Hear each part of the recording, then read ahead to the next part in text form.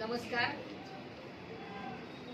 आजची पत्रकार परिषद घेण्याचं कारण असं आहे की जे काही स्थानिक आरपीआयचे ने आम्हाला मागच्या 3-4 दिवसापूर्वी पाठिंबा दिला आहे, त्यामुळे या आरपीआयच्या पदाधिकारी जे आहेत त्यांच्यावर आमदारांनी दबाव आणला आणि त्यांना त्यांचं पद काढून घेतलं, त्यांच्यावर कारवाई केली।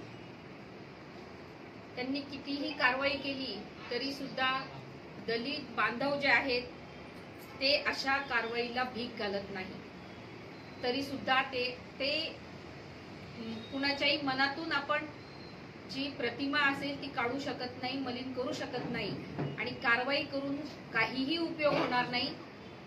माझ्या आजूबाजूला दोन्ही पदाधिकारी बसलेले आहेत, त्यांनी स्पष्ट सांगितलं की आमचं पद गेलं तरी चालेल, परंतु आम्हाला काही फरक पडत नाही, कारण की मागील जे काही निपाण्याचं प्रकरण झालं ते देखील कुणीही विसरलेलं नाही।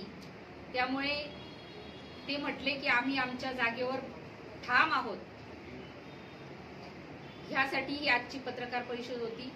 दुसरा महत्त्वाचा विषय म्हणजे अमोल शिंदे यांनी त्यांच्या पदाचा राजीनामा दिलेला आहे असं म्हणतायत, पण अमोल शिंदे हे महायुतीचेच आहेत। कोणती महायुती? जी शेतकऱ्यांच्या विरोधात आहे, जी महिलांवर अत्याचार करणाऱ्यांना साथ देते, भ्रष्टाचार करणाऱ्यांना साथ देते, अशा महायुतीचेच ते उमेदवार आहेत। कितीही त्यांनी अपक्षाचा हे लावला तरी सुद्धा भाजपचाच चेहरा म्हणून ते ओळखले जातात।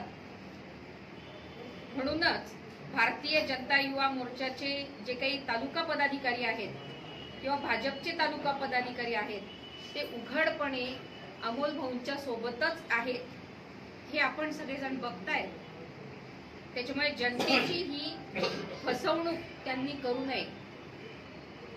महायुतीमध्येच ते महायुतीशी लायबल नाहीये, एकनिष्ठ नाहीये।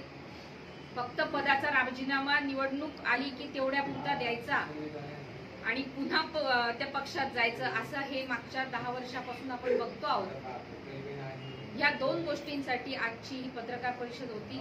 धन्यवाद।